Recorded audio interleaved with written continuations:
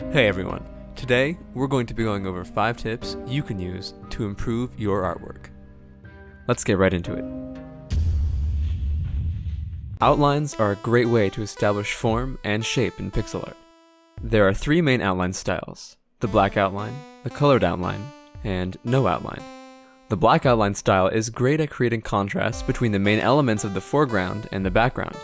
It gives things a cartoony feeling that just works really well for lower resolution pixel art, especially if you do a good job constructing the shape of your artwork. This game is called Below the Stone, and it uses black outlines really well. The colored outline style is useful for distinguishing lots of different elements in your art. If you have a player 1 or a player 2 in your game, you might want to have your player 1 have a blue outline while your player 2 has a red outline. If your project has a lot of different colors and environmental elements, then this style is definitely a good choice. I personally use this style in my own game, Bitlands. Using no outlines, on the contrary, is something that not a lot of people tend to do. The lack of outlines helps create realism, which is really good for large resolution pixel art, or if you want to make a really gritty feeling artwork. If you decide to use this style, make sure you understand color theory, because you're going to have to use it to distinguish your background elements from everything else in your middle ground and foreground.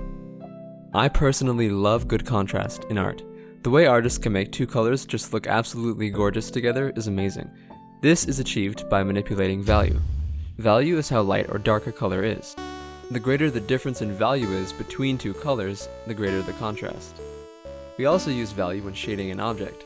Darker tones tend to have a lower value, and lighter tones have a greater value. When creating backgrounds, we also use a greater value since the human eye perceives faraway objects as less saturated and brighter. Once again, you can see this in the backgrounds in Bitlands.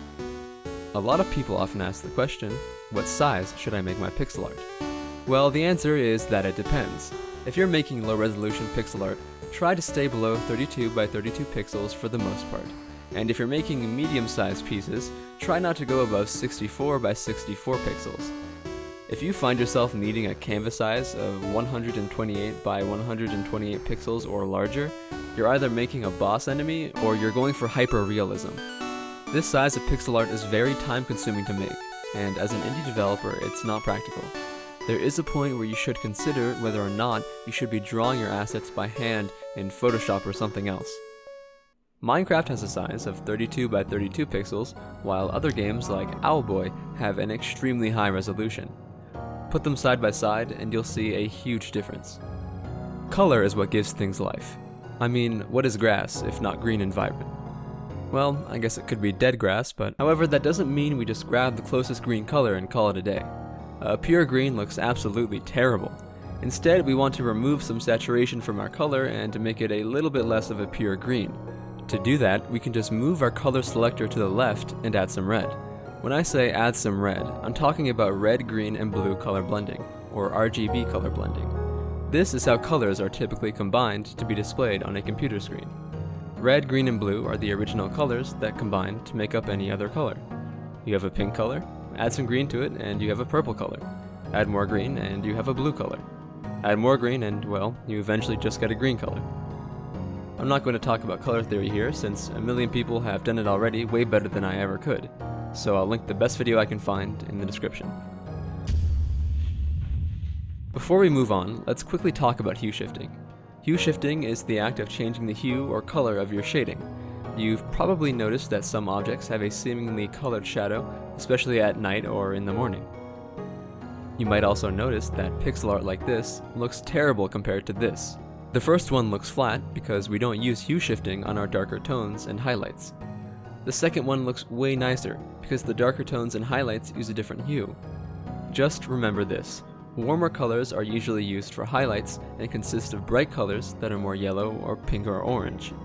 Cool colors are usually used for darker tones and shadows and consist of darker colors like blue and purple. Hue shifting is a part of color theory, so please once again, make sure to watch a video on that when you have the time. Here's something I don't see a lot of people talk about. Why are you making the pixel art? What is it going to be used for? Is it dark and depressing, or is it happy and cheerful? Is it supposed to feel alive, or is it supposed to feel dead and barren? This critical thinking is crucial when making art in general. Having an understanding of why you're doing what you're doing helps you make something that makes logical or emotional sense within the precedence of your art piece or project. So often I see extremely talented artists make something amazing only for it to feel out of place because it isn't consistent with everything else. So, software plays a huge part in your workflow, but you don't need good software to make good pixel art. Keep that in mind. I know some very talented people who still use MS Paint. Regardless, I've created a list and I've narrowed it down to the top 3 options for both paid and free users. At number 1 is Aseprite. To me, Aseprite has been the best pixel art software I've ever used. It has tools for everything you could imagine, and is still constantly getting updated. It's a one-time purchase for $15, and you get future updates for free. It's got every single type of export, advanced layer systems, and an easy-to-use GUI, and an intuitive marquee tool that I use all the time. It's easy to import, save, and export with this application, and it's why I, along with many others, use it as their primary pixel art software. And at number 2 we have Photoshop. Photoshop is very pricey, but it has pretty much everything that Aseprite has. If you don't have Aseprite and you happen to own Photoshop, you might as well use it. It is harder to learn, and it's a little bit more difficult to export and scale sprites, but it's got fantastic support, as most Adobe products do, and of course, it's Photoshop, so you have all the options that Photoshop gives you. At number 3 we have Pixel Edit. Pixel Edit is a little bit cheaper than Aseprite, but it comes with a very advanced tiling system. It's got layers, onion skinning, a very pretty interface, and all of the basic tools you'll need, plus a little bit more. If you don't want to spend above $10, this might be a good place to start. Now, onto the free ones. At number 1 we have GIMP. GIMP is a great option, especially if you are familiar with Adobe products, as their interfaces are very similar.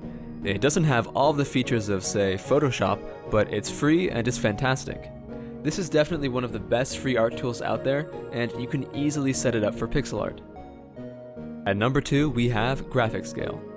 GraphicsScale recently became free, and it's a great option for anyone looking for pixel art software to try out. It's got all the essential tools, plus a nice looking interface, and is very well optimized for animation. It's easy to use and pick up, and overall a pretty nice option. And finally at number 3 we have Krita. Krita is something I personally use for making digital paintings and hand-drawn-esque animations. This program is also similar to Adobe products and has GIF and PNG exports that you can quickly use to share your pixel art. Just like GIMP and Photoshop, you do need to spend 1 or 2 minutes setting up a brush, but it's super quick. I hope this video helped you guys learn a little bit more about pixel art, or at least got you motivated to make some of it yourself. Big thank you to my patrons for their support, and I'll see you guys in the next video.